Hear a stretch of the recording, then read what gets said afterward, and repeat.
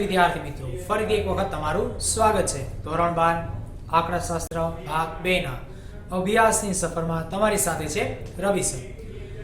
વિદ્યાર્થી મિત્રો, પ્રકરણ નંબર 4 લક્ષ એની શરૂઆત આપણે કરી ચૂક્યા છીએ, જેમાં આપણે અત્યાર સુધીમાં 3 થી 4 પ્રકારના અલગ અલગ જેને કે લેક્ચર અટેન્ડ કરી લીધા, જેમાં સૈદ્ધાંતિક અભ્યાસ પણ જોયો, ગાણિતિક પ્રક્રિયાઓ પણ જોઈ, પરંતુ હજી સુધી ક્યાંય લક્ષને વ્યાખ્યાયિત કર્યું નથી.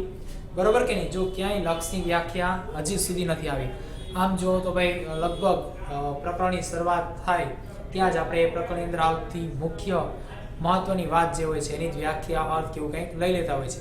તો અહીંયા આપણે અર્થ, ઉપયોગો, ઉદાહરણો, વિશેષતાઓ આવું બધું જોઈ ચૂક્યા, પણ હજી સુધીમાં ક્યાંય વ્યાખ્યા આવેલી નથી. તો આજે આપણે એના વ્યાખ્યાનો અભ્યાસ લેવાના છે. પરંતુ છેલ્લે તમે જોઈ ગયા હતા કે ભાઈ લક્ષિત કિંમત માટે આપણે કોઈ શાબ્દિક પ્રકારની માહિતી રજૂ કરેલી હતી, જેમ કે ભાઈ x to a એટલે કે x ચલે છે a, તો કિંમત કોઈ a જે છે એને અનુલક્ષતી હોય તો ત્યાં લક્ષિત કિંમત માટે આપણે ચલ x ની કિંમતમાં વધારો કે ઘટાડો કરી અને લક્ષિત કિંમત જે a છે એના નજીક જઈએ તો આપણે એવું કહીશું કે a અનુલક્ષે છે x જે છે અનુલક્ષે છે a ને. બરોબર? જ્યાં a કિંમત એ આપણી પરિણામલક્ષી કિંમત, લક્ષિત કિંમત હતી અને એના માટે આપણે x ની કિંમતોમાં વધારો કે ઘટાડો કરીને જોયું હતું. તો એ જ રીતે માની લ્યો કે કોઈ કિંમત શૂન્યને અનુલક્ષતી હોય, શૂન્યને નજીક લઈ જતી હોય, તો ચલો એને પેલા અર્થ તરીકે જાણી લઈએ અને ત્યારબાદ આજે વ્યાખ્યા લેશું. તો પાર્ટ 2 ચેપ્ટર નંબર 4 લક્ષ, એની અંદર આપણે આજના મુદ્દામાં વ્યાખ્યા, કાર્યનિયમ અને જે પૈકી પેલા એક મુદ્દો x to 0 નો અર્થ એ પણ સમજતા જઈશું. તો અહીં x to 0 નો અર્થ એટલે કે x ચલે છે અથવા તો x અનુલક્ષે છે 0 ને. જો કોઈ ચલ x ની ધન કિંમતો, જો અહીં આપણે ખાસ વ્યાખ્યાયિત કીધું છે ધન કિંમતો હોય તો જ, ઋણ કિંમતો માટે કીધેલું નથી. ધન કિંમતો ઘટાડતા કે વધારતા 0 ની ખૂબ જ નજીક લાવવામાં આવે તો x એ 0 ને અનુલક્ષે છે તેવું કહેશું. તેથી આપણે x અનુલક્ષે છે 0 એટલે કે x to 0 વડે દર્શાવીશું સંકેતમાં. ચલો વિદ્યાર્થી મિત્રો, છેલ્લે આપણે જોયું કે x to a, તો એ જ બધી જ વસ્તુ બેઠે બેઠી એમ જ રહે છે. જ્યાં અહીં 0 ને અનુલક્ષે તો ધન સંખ્યા હોવી જોઈએ, બસ એટલું, અને અહીં 0 કિંમત તરીકે હોવા જોઈએ. બાકી વાક્ય રચના એમનેમ જ રહે છે, શબ્દોમાં પણ કોઈ બીજો ફેરફાર નથી. તો કોઈ ચલ x લઈએ, એ ચલ x ની ધન કિંમતો ધારણ થતી હોય તેવી કિંમતોમાં ઘટાડો કે વધારો કરી અને 0 ની નજીક લઈ જઈએ તો એવું કહી શકાય કે x એ 0 ને અનુલક્ષે છે અને x to 0 વડે દર્શાવીએ. ચલો એને આપણે અહીં એક સંખ્યા રેખા તરીકે સમજીએ તો x ની કિંમતો લઈએ, જ્યાં 0 ની ડાબી બાજુ અને જમણી બાજુની કિંમતો છે. તો જો અહીં પેલા x ની ડાબી બાજુની કિંમતો, તો કે x શું કરે છે તો કે 0 ને ડાબી બાજુ અનુલક્ષે છે. ઓકે, ચલો તો અહીંયા ડાબી બાજુની કિંમતમાં જો ફેરફાર એટલે કે ઘટાડો કે વધારો કઈ રીતે, તો અહીંયા 0.1 ઋણ, તો આમ જો તો 0 ની નજીક છે, પરંતુ હજુ આગળ તરફ જઈએ તો 0.01 ઋણ, પછી ઋણ 0.001, એ રીતે ઋણ 0.0001, એ 0 ની ખૂબ જ નજીક છે પણ 0 નથી. તો એ રીતે જમણી તરફની કિંમતો હોય તો કે x 0 ને જમણી બાજુ અનુલક્ષે,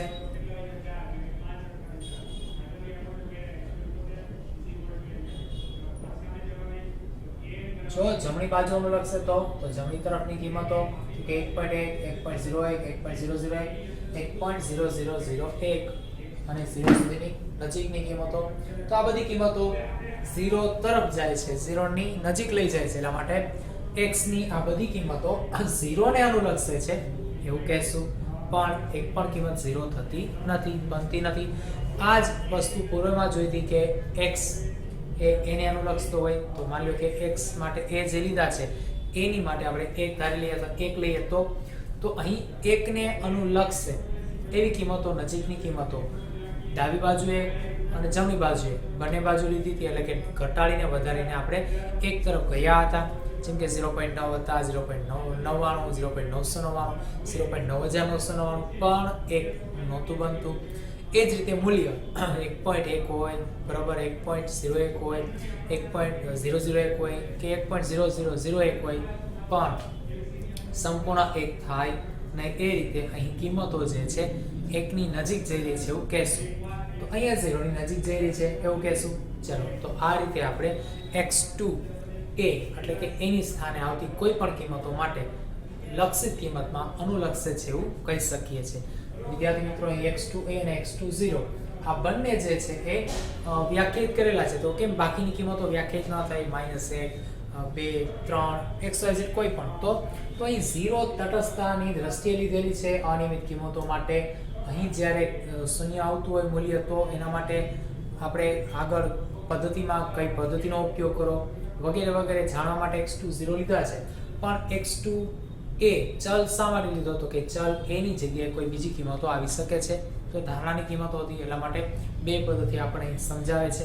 હવે અહીં આપણે 0 એટલે અનિયમિત, એ તો પૂર્વમાં સૌ પહેલા જોઈ લીધું કે મૂલ્ય 0 આવતું હોય, અનિયમિત આવતું હોય, તો આ અનિયમિત મૂલ્યને આપણે નજીકની કિંમતો દ્વારા લક્ષિત કિંમતો જે છે પ્રાપ્ત કરી શકીએ છીએ. જેના માટે કોષ્ટકની રીત આપણે અહીં આપેલી છે.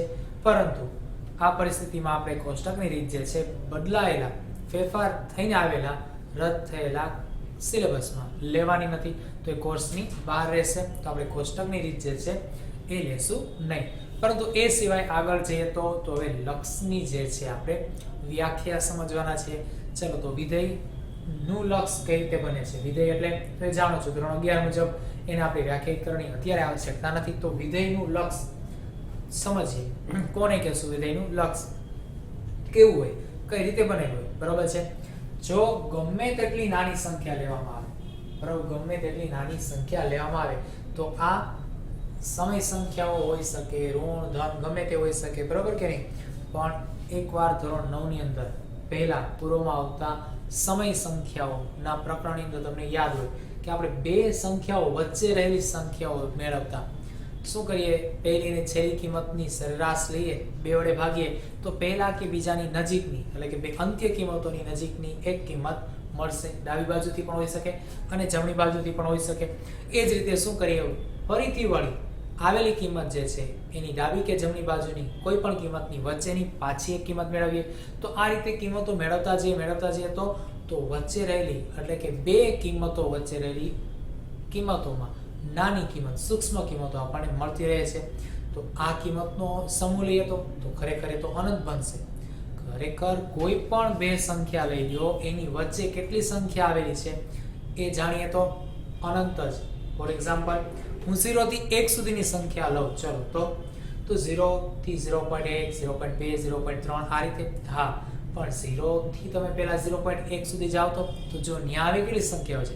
તો ન્યા તો ઘણી બધી છે. જેમ કે 0.00001, ચલો 0 અને 0.00001 વચ્ચે, તો એની અંદર પણ ઘણી બધી સંખ્યાઓ છે. તો આમ જોવા જાવ તો અનંત સંખ્યાઓ રહેલી છે. પણ એ બધી કેવી છે? પૂર્ણાંક, અપૂર્ણાંક, સમય, ઋણ, વાસ્તવિક. તો આ પ્રકારની એમાંથી આપણે લેવાના છે વાસ્તવિક પ્રકારની. જો ગમે તેટલી નાની સંખ્યા આપેલી હોય, બરોબર, પહેલેથી જ આપણી સામે હોય અથવા આપણે લેતા હોય, ધારેલી હોય, તો એની વાત છે. તો ગમે તેટલી નાની આપેલી સંખ્યા જે છે એ પૂર્વ નિર્ધારિત હોય, પહેલેથી આપણે ધારેલી છે, પૂર્વ ધારણી બનેલી છે કોઈ પણ રીતે. તો જો ગમે તેટલી નાની આપેલી પૂર્વ નિર્ધારિત સંખ્યા એપ્સિલોન ગ્રેટર ધેન 0 માટે, ખાસ એપ્સિલોન જે આપેલો છે, બરોબર, ખાસ કરીને આપણે શું કરીએ છીએ? ઈ. તો ઈ જેવો આકાર છે, પરંતુ સંપૂર્ણ ઈ નથી. જોવું ખાસ, લેટર જે છે એ કેપિટલ અથવા સ્મોલ ઈ બનતો હોય છે, પરંતુ આપણે અહીંયા એપ્સિલોન જે છે, બરોબર, એ ફોર અધરવાઇઝ કર્સિવ ટાઈપના ઈ થી આપણે બનાવીશું. તો એ ગ્રેટર ધેન 0 જો ખાસ હમણાં જ વાત કરી વાસ્તવિક સંખ્યાઓ લેશું, પરંતુ ક્યારેય અનઋણ નહીં હોય, ક્યારેય ઋણ નહીં હોય એટલે કે અનઋણ હશે, બરોબર. પણ અહીંયા એ જ વસ્તુ કે તમે જે નાની સંખ્યા ધારી ગમે તેટલી નાની લઈ લેશો, પણ એ ક્યારેય 0 કરતા નાની હશે નહીં. એટલે જો એપ્સિલોન ગ્રેટર ધેન 0 માટે તો તમે જે સંખ્યા લ્યો છો એકદમ નાની સંખ્યા, એને આપણે શેનાથી ઓળખીશું? એપ્સિલોન કોઈ પણ નાની સંખ્યા લેશો ગમે તેટલી નાની એને અત્યારે એપ્સિલોન થી ઓળખવાના છે અને એ ક્યારે ઋણ હશે નહીં અને 0 કરતા મોટી હશે એટલે 0 પણ નહીં હોય બરાબર ચલો હવે આગળ તો આપણે એવી એક ધન સંખ્યા ડેલ્ટા શોધી શકીએ જો કોઈ આપણે અહીં એપ્સિલોન એકદમ નાનામાં નાની સંખ્યા પૂર્વ નિર્ધારિત પહેલેથી નક્કી છે એવી લઈએ તો આપણે એવી એક ધન સંખ્યા ડેલ્ટા તરીકે લીધેલી છે વ્યાખ્યાયિત કરી છે શોધી શકીએ ચલો હવે થોડું કંઈ કાઠું પડે ઇટ મીન્સ કે અટપટું લાગે એપ્સિલોન ને ડેલ્ટા ને સાહેબ એને અમારે કેમ ઓળખવા અને કેમ જાણવા પહેલા તો આ છે શું ખબર નથી પડતી બરાબર છે તો અહીંયા આપણે ખરેખર આ બે જે લેટર છે એને ડિફાઇન કરીએ છીએ વ્યાખ્યાયિત કરીએ છીએ અથવા તો એને કોઈના નામથી ઓળખીએ છીએ જેમ કે તમે એમ કે ગમે તેટલી નાની સંખ્યા તો મારે એને દરેક વખતે ગણિતમાં લખવી કેમ એ આખા સમૂહને મારે દર્શાવવું કેમ આપણે લક્ષની અંદર તો એ કેટલી કિંમતો લેવી છે તો હું એને એક સંકેત આપી દઉં એપ્સિલોન તો એપ્સિલોન હવે મારા માટે દરેક વખતે શું હશે એકદમ નાનામાં નાની આપણે નક્કી કરેલી સંખ્યા નિશ્ચિત સંખ્યા હવે જે આ નાની સંખ્યા છે એને લક્ષમાં લઈ જવી છે લક્ષિત કિંમત તરફ લઈ જવી છે તો એની કિંમત આપણે શોધવાના છે તો એની મારે કંઈક નામ આપવું પડશે એના માટે હું કોઈ સંકેત લઉં ચલ લઉં એના માટે મેં ડેલ્ટા લીધેલો છે તો ખાસ અહીં વ્યાખ્યા જે છે એને આવા નાના ઘટકથી જ સમજવાની થશે આમ તો એકદમ સરળ અને સહેલી છે બરોબર કે જે નાની કિંમત તમે ધારો છો લ્યો છો એના માટે તમારે જે કિંમત મેળવવી છે કેવી કિંમત તો કે ધન સંખ્યા બરોબર એ ધન સંખ્યા મેળવવા માટે જે અનુલક્ષિત કિંમત છે આપણું લક્ષ થઈ ગયું બરોબર આટલું જ છે સાદું સિમ્પલ પણ અહીં બંને સંખ્યાને પહેલા સંકેત આપ્યો એક તો ગમે તેટલી નાની સંખ્યા હોય એને એપ્સિલોન થી ઓળખીશું અને એ ધન હોવી જોઈએ 0 કરતા મોટી છે એટલા માટે અને બીજું એના માટે આપણે જે કિંમત શોધવાના છે એને આપણે શું કહેશું ડેલ્ટા એટલે વ્યાખ્યાયિત પદ હોવાને કારણે શું કહે છે આપણે એવી એક ધન સંખ્યા એટલે કે ડેલ્ટા શોધી શકીએ કોના માટે ગમે તેટલી નાની સંખ્યા ધારી હોય એના માટે એક એવી ધન સંખ્યા એનું નામ આપ્યું ડેલ્ટા શોધી શકીએ કે જેથી કરીને આ શોધી શકીએ પણ કઈ રીતે એવું શું પ્રક્રિયાનું પદ મળે કે શું બને કે જેને કારણે આ નાની કિંમત માટે આપણે ડેલ્ટા શોધી શકતા હોય એપ્સિલોન માટે ડેલ્ટા શોધી શકતા હોય તો કે જેથી કરીને જ્યારે માનાંક આ તો ઓળખો છો x - a માનાંક બરાબર લેસ ધેન ડેલ્ટા એટલે માનાંકમાં x - a less than delta હોય એટલે કે માનાંક સ્વરૂપની કિંમત જે છે બરાબર એના માટે x ની દરેક કિંમત માટે વિધેય જે છે f(x - l) લેસ ધેન એપ્સિલોન થાય હવે આને એકદમ નિરાતે સમજીએ અહીંયા જે આપેલું છે x - a માનાંક લેસ ધેન ડેલ્ટા હવે આને અનુસરીએ તો માનાંક સ્વરૂપ આપણે પહેલા આગળ શીખી ગયા અને વ્યાખ્યાયિત કરી ગયા છે બરાબર આ માનાંક સ્વરૂપમાં જે આપણો x રહેલો છે એ વિધેય મેળવે તો વિધેય દર્શાવે તો આપણે એને કહીશું વિધેય f(x) અને આ વિધેયની મળતી કિંમત પ્રાપ્ય કિંમત બરાબર એને આપણે l કહીએ અથવા એની લક્ષ કિંમત મળે ચલો કોઈનું લક્ષિત મૂલ્ય લઈએ તો મૂલ્ય મળે એને આપણે કોઈ નામ આપીએ બરાબર તો એને કહીશું l ધારો કે l સંખ્યા એ આપણું લક્ષ છે તો આ વિધેય માટે મને જે લક્ષ મળે એને હું l થી ઓળખું તો અત્યારે જો આપણી કોઈ x એની લક્ષિત કિંમત a હતી માનાંકમાં એમ એ રીતે x નું વિધેય તો કે f(x) અને એનું લક્ષ જે a ધારેલી કિંમત હતી એનું લક્ષ મળે એને આપણે શેનાથી ઓળખીશું l થી હવે એને એકદમ નિરાતે સમજીએ હું કોઈ ચલ x લઉં એ કિંમતો જે છે બરોબર છે લક્ષિત કિંમત માટે બદલાવે તો એ લક્ષિત કિંમત ધારો કે a છે અનુલક્ષે છે તો હવે a માટે પોતે શું કરે કિંમત વધારે કે ઘટાડે બરોબર તો આ વધારો કે ઘટાડો કરે છે કોના માટે કિંમત a મેળવવા માટે કિંમત a ને મેળવવા માટે ખુદ x પોતે શું કરે છે પોતાની કિંમતમાં વધારો કે ઘટાડો કરે છે હવે આવું જ કોઈ ફંક્શન એક વિધેય તૈયાર કરીએ કે જે x નું વિધેય હોય હવે આ વિધેય જે છે એની અંદર આપણે એવો વધારો ઘટાડો લાવીએ કિંમતનો તો તેનું લક્ષ મળશે તો એનું લક્ષ એટલે કોનું તો કે એ કિંમત માટે લક્ષ મળે તો એને આપણે l થી ઓળખીશું એક ઉદાહરણ લઈએ એટલે થોડું વધારે સ્પષ્ટ થાય માની લો કે મારી પાસે x² - 1 છે x² - x છે જો ખાલી x નથી બરાબર તો x ની કિંમત જે છે ને હું કોઈ 1 2 3 4 5 એવી લઉં અથવા તો 1 પોઈન્ટ અથવા 0.9 વગેરે કોઈ પણ લઉં બરાબર હું અહીંયા મૂકી દઉં x ના સ્થાને તો મને શું થશે, કોઈ કિંમત પ્રાપ્ય થશે. એ કિંમતને મારે શું નામ આપવું, તો કે જો મેં એ કિંમત એને અનુલક્ષે એ રીતે તૈયાર કરેલી હોય તો એનું લક્ષ એલ તરીકે નામ આપું. તો માની લો કે અહીં x ને વર્ગ તો 1 આપવાનો, તો 1 ને વર્ગ 2 લઉં તો 2 ને વર્ગ, તો ચલો 2 ને વર્ગ 4, 4 માંથી જાય તો 3. તો મારી કિંમત 3 જે મળે છે બરોબર, એ x ની કિંમત 2 ને અનુલક્ષે છે ત્યારે મને પ્રાપ્ત થાય છે. તો એ મારું લક્ષ થયું મળતી કિંમત માટે બરોબર. તો એવા વિધેય ની અંદર જ્યારે આપણે કિંમત મૂકીએ ત્યારે એનું લક્ષ કોણ હોય, l. તો અહીં માનાંકમાં f(x - l) લેસ ધેન એપ્સિલોન. આ એપ્સિલોન જે છે એના કરતાં તમારી કિંમત કેવી હશે, નાની હશે, ઓછી હશે. કારણ તો કે આપણે જે ગમે તેટલી નાની સંખ્યા ધારીએ છીએ એપ્સિલોન છે, અને એપ્સિલોન માટે આપણે શું કરવા જઈ રહ્યા છીએ, કોઈ ધન સંખ્યા શોધી શકીએ છીએ. આને આધારે લક્ષની કોઈ કિંમતો શોધી શકીએ છીએ અને ડેલ્ટા તરીકે કહેશું. તો એ ધન સંખ્યા ડેલ્ટા જે છે મેળવીએ તો એના માટે માનાંકનો આપણે આધાર લઈએ. તો માનાંકનો જ્યારે આધાર લઈને જે કિંમત મળશે આપણે એપ્સિલોન થી નાની મળશે, હંમેશા કેવી મળશે, નાની મળશે. તો જ્યારે માનાંક x - a less than delta હોય, આ સ્વરૂપ હોય, ત્યારે x ની દરેક કિંમત માટે, જેમ કે જો x ની 1 2 3 4 એવી કિંમત અહીંયા ઉદાહરણ લીધી હતી, એ રીતે x ની દરેક કિંમત માટે માનાંક f(x - l) અથવા તો x નું વિધેય minus l less than epsilon થાય, એટલે કે એપ્સિલોન કરતા હંમેશા નાનું મૂલ્ય જ મળશે. કારણ જે તમે કિંમત ધારો છો એ કોઈ ચોક્કસ એક અંતરાલમાં છે. તો હવે યાદ આવી ગયું હશે, એ અંતરાલ પૈકી જ કોઈ કિંમત મળવાની છે, બહાર તો મળવાની નથી. અને અંતરાલ પૈકી કોઈ એક કિંમત મળે તો એ કિંમત તો અંતરાલ કરતા કેવી હોય ભાઈ, નાની જ હોય બરોબર છે. એ વસ્તુ તો અહીં રહ્યું. તો હવે ડેલ્ટા જે છે એ ક્યાંથી લીધેલા હતા, એપ્સિલોન માંથી. તો એપ્સિલોન કરતા અહીં કિંમત તો કેવી આવશે, ઓછી જ આવશે, નાની જ આવશે. ચલો તો અહીં એવું કહી શકીએ કે જ્યારે x એને અનુલક્ષે ત્યારે વિધેય f(x) એ લક્ષ l ધરાવે છે. શું કહી શકીએ છીએ, ચલો આને હું પહેલા દૂર કરું છું. તો આના સિવાયના પદ આપણે વાંચીએ. જ્યારે x ને અનુલક્ષે ત્યારે વિધેય f(x) એ લક્ષ l ધરાવે છે. ચલો જો હમણાં અહીંયા જે સમજ્યા, જેને વ્યાખ્યાયિત કર્યા હતા એને વાક્ય આપેલું.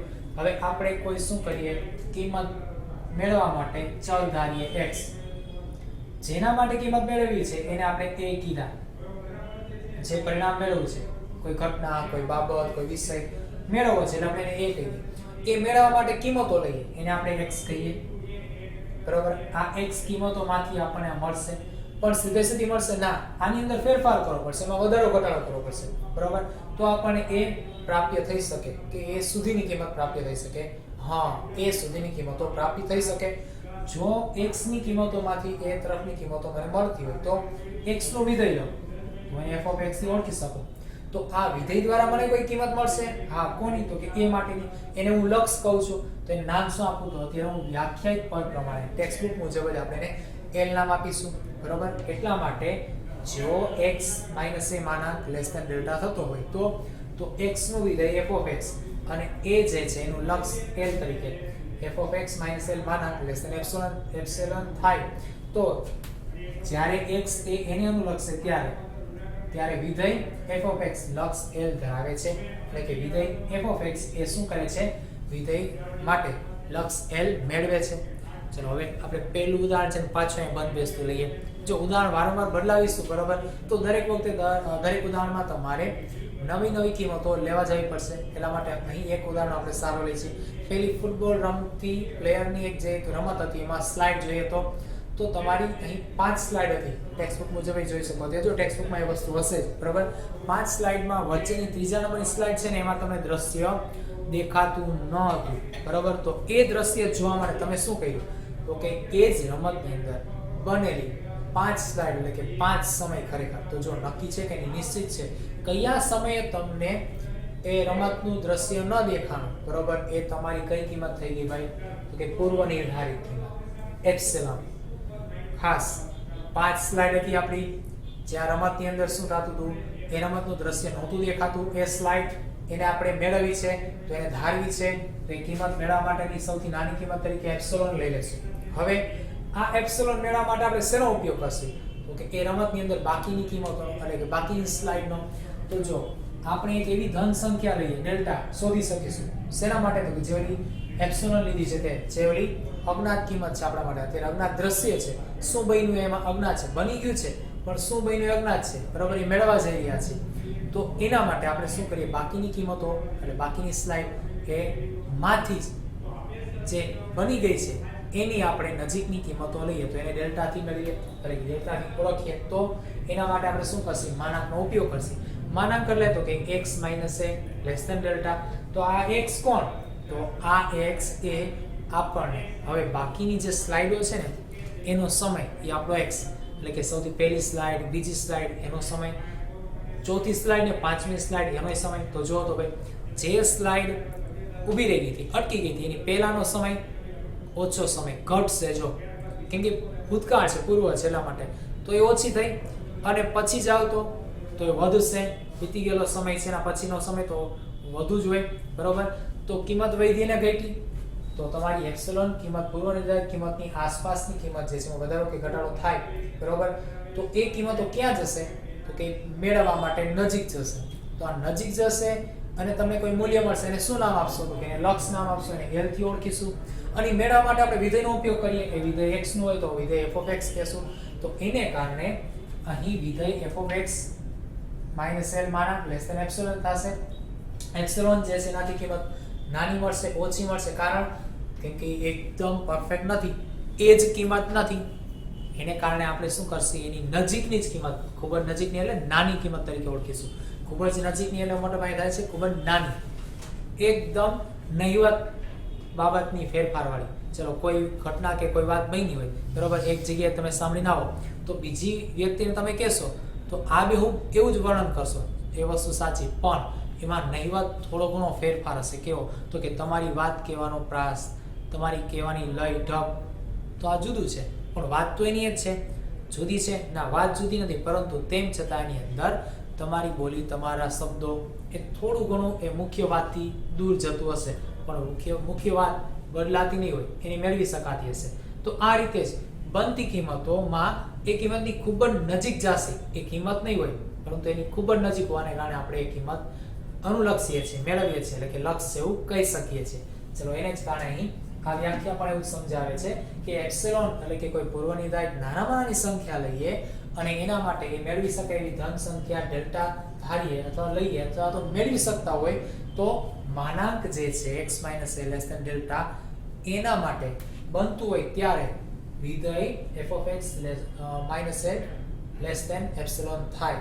અને આના માટે આપણે x જો એને અનુલક્ષતો હોય તો f(x) એ l લક્ષ ધરાવે છે એવું કહી શકીએ. તો એકદમ નાનકડી વ્યાખ્યા, સમજવામાં થોડોક સમય ગયો. 3 પોઈન્ટની અંદર વહેંચી દેશો. એક તો એપ્સિલોન અને ડેલ્ટા વાળું પહેલું વાક્ય, બીજું તો કે x માનાંક વાળું x - a માનાંક અને f(x) - l માનાંક, અને ત્રીજું x એ એને અનુલક્ષે તો f(x) નું લક્ષ l ધરાવે છે એવું કહેવાય. 3 પોઈન્ટથી વ્યાખ્યાને આપણે સરળ બનાવી અને સમજી પણ શકીએ છીએ. તો ચલો વિદ્યાર્થી મિત્રો, આ હતી લક્ષની વ્યાખ્યા. આમ તો એકદમ સરળ છે, પરંતુ તેમ છતાં નિરાતે હજી એકવાર જોઈ, 2 થી 3 વાર વાંચી, જરૂરી પદને છૂટા પાડી સમજી અને જરૂર જણાય તો 3 થી 5 વખત લખી યાદ પણ કરી લેશો. અને એવું લાગે તો ફરીથી આગળના જે હમણાં વિડીયોના ભાગને તમે જોયો તો એનો પણ વારંવાર રિકેપ ઉપયોગ કરી અને શું કરી શકો છો, લક્ષની વ્યાખ્યાને સમજી શકો છો. અને જો તમારે ઉદાહરણ જોતું હોય તો આ ઉદાહરણ તમને કદાચ લાઈવ મળતું હશે. ક્યારે?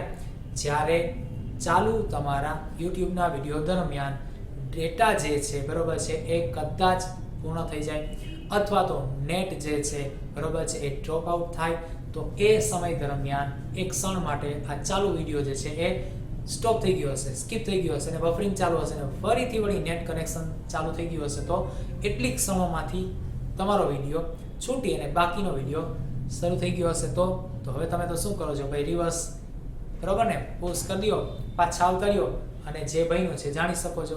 પણ એવું બન્યું એ મળ્યું ક્યાંથી? ઓલરેડી એ તો છૂટી ગયું હતું. તો એના માટે વિધેય કામ કરે છે અને વિધેય દ્વારા તમારું આ પ્રોગ્રામિંગ થયેલું હોય છે એ આપણને શું કરે છે તો કે આવા ગેજેટ્સની અંદર સોફ્ટ કોપી સ્વરૂપે જોવા મળે છે. તો એની પાછળ મેથ્સ જે છે કામ કરે છે.